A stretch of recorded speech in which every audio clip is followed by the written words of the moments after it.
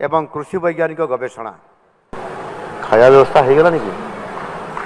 खाया व्यवस्था हो गलानी खाया व्यवस्था है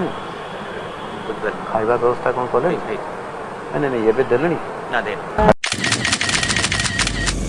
जय जगन्नाथ दर्शक बंधु अदिनिया वर्षार क्षयक्षति जो आम राज्य में बर्तमान 11 जन चाषी आत्महत्या कर सारे भाग चाषी को क्षतिपूरण मिलबनी बोली दी ओली खाइबा पेटरे हजम होउनी